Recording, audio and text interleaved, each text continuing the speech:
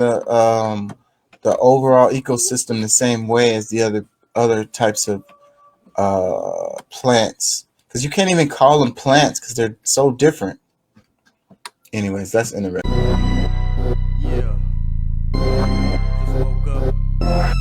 Stuff right there. Okay, with just one black person doing well or two black people doing well. But everything about Joe Biden has been such a disrespect to black people that I would invite him to my kitchen table.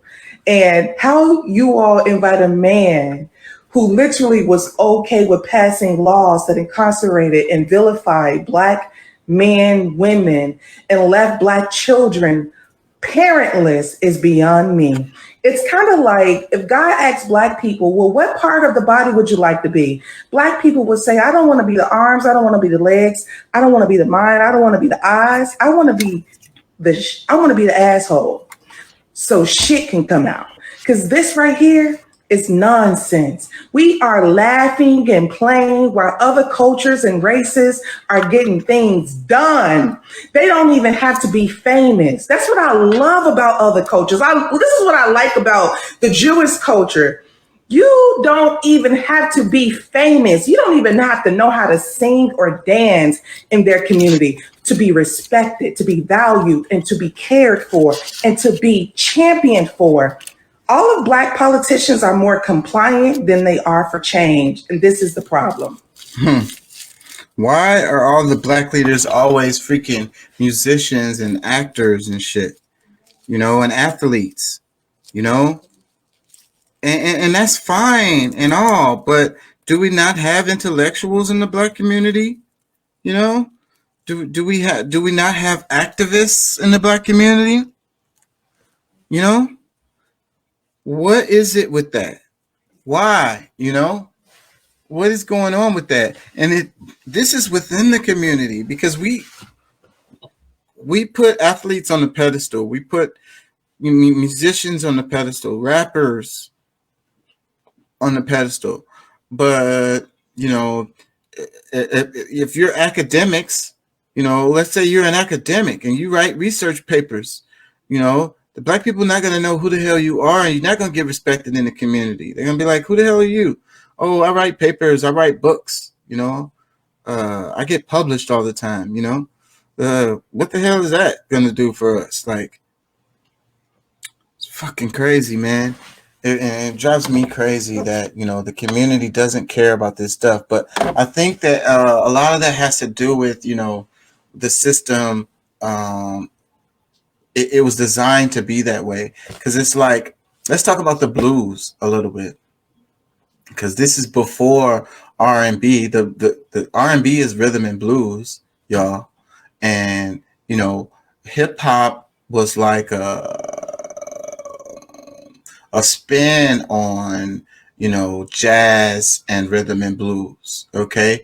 So then you got the jazz and you got the blues.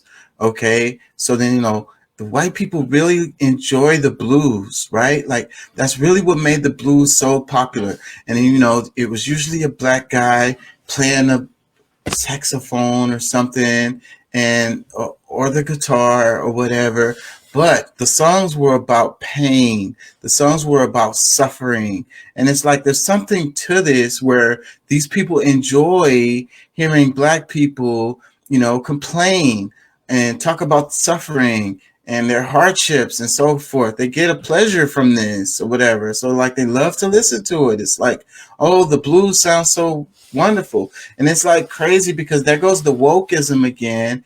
The people that are supposed to be like advocates for black people or whatever, like they care about black culture, or they love black people or whatever the hell.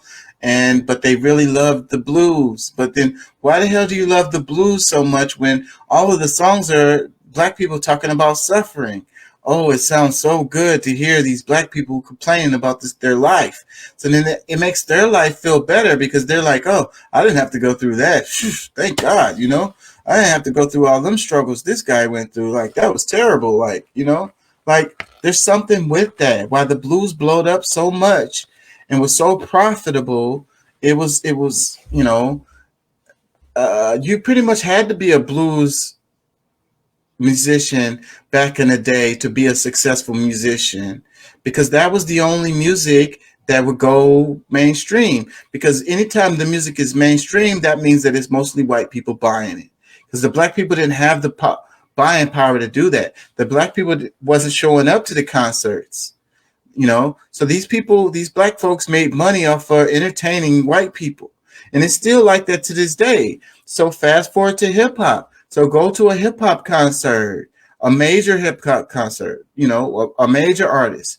Who is going to be the majority of the people in the audience? Come on now. And, you know, it's a trip with me with Wu-Tang Clan, because Wu-Tang Clan is another one. And it's like that. I love the Wu. Don't get me wrong. Okay. I love Wu. And, but you go to their concert, it's going to be mostly white people out there in the audience.